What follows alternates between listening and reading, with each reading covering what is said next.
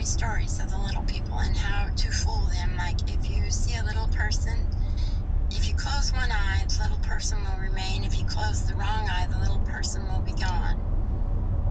And to me, that says they're interdimensional, and they can come and go at will. They can disappear at will, and they can also do glamours like we see in the magic shows. An example of that would be, one day I'm driving home from work, and on the side of the road I saw a little tiny man, and he looked like he was dressed in homespun material. He had a little hat and a little shirt and pants, and next to him was laying a sack that looked made of the same material, and he was holding a little tiny homemade rustic looking shovel. And I literally stopped my car, and I've got both eyes wide open, trying to figure out what eye close if I had to blink, and what eye do I keep open. And I kept looking at him, and his face was very weird. It was almost like he was made of the inside of a tree, where you see all those lines going when you chop a tree in half, and you see the lines in the tree. His face looked like that. Very, I don't know, it's about all I can explain. It just looked like the inside of a tree. And he knew I saw him. He was looking at me funny, and I kept looking and looking and looking, and then finally I had to blink. And when I did blink, all of a sudden all that was there was a bush. So they can fool you like that. It's called a glamour. And I had another time that I had a glamour pulled on me, where I have a spirit guide, and I call him the little green man. As a kid, I could see him. Sometimes people can see him if they have the sight now, if he's around. And he's a little woodland spirit. And he wears like you see in some of the drawings, almost like an acorn type-ish hat. Oh, he's bigger than that, but he's probably about a foot tall, and his clothes seem to be like leaves, and he's greenish looking. He's like got a greenish glow. And I saw him as a child. I never told anybody because they would tell me it was my imagination, but he used to play with me when I was in the woods. And we would talk back and forth, play games, and so he's always been around me. And one time I'm camping. I like to go camping for 2 weeks all alone, and this was in Georgia, and there was a beautiful creek there, and I'm surrounded by forest, and no one else is there but me.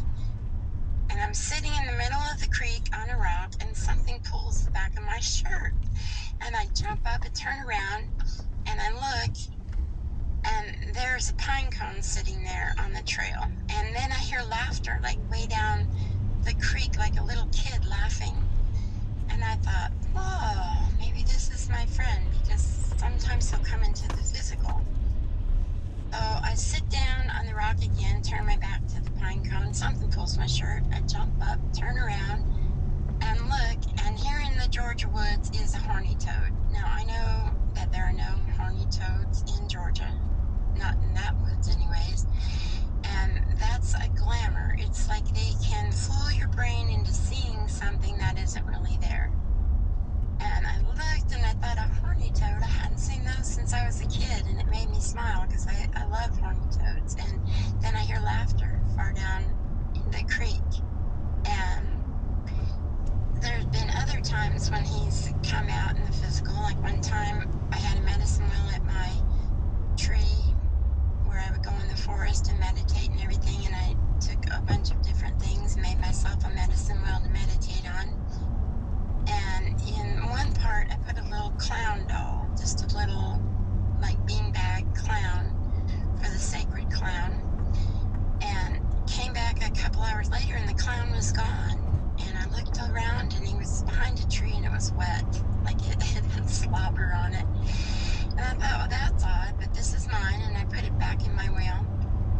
And then my kids came out to visit me, and we're sitting there. And my daughter has her back to this tree, and she kept turning around and looking at the tree, looking at me. And I thought, he's still here. So others can feel him when they come, if they're in tune. that same daughter was climbing a tree in those same woods, and she came up around a branch, and she met a little person that looked a lot like the first one I described, and they met face to face, and she screamed and went one way, and he screamed and went another way. And she came home wild-eyed and white, going, "Oh, Mama, I saw a little person face to face." So we can see them. I think they choose when we can sometimes, or they're caught, like with my daughter, playing around and poking around in this realm, and we unexpectedly come across them. And another thing that happened in that house was the most magical thing I think has ever happened to me. One night, I'm in my bedroom, and I'm with a guy that I was dating, and we're just sitting there talking, and stuff, and my ceiling lit up like red runes, like lights. And he looked at me like, "What are you doing?" And I'm like, "I'm not doing anything. I don't know what this is." And it looked like little runes or something, and it was so bizarre. And then we heard in the forest outside of my house, we heard like singing and flutes playing and stuff, but it wasn't the way that humans play their flutes and their instruments. It sounded disjointed. And there would be some flute music, but it didn't flow quite like how our music flows. And there was a lot of singing and just strange stuff. And then things began to happen at our house. And what I figured out is that the little people travel 4 times a year, and this is in all the old folklore legends. And this was one of those days. It turned out on one of those days.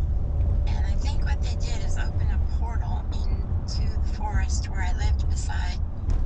And they were there for a while, and everybody began to see them. Like one of my sons said, "Oh my gosh, there's these yellow little flying fairy-looking things in the living room." Or I had a guest come over one day, and he's looking around wide-eyed, and he's like, "I see this little person standing in your house."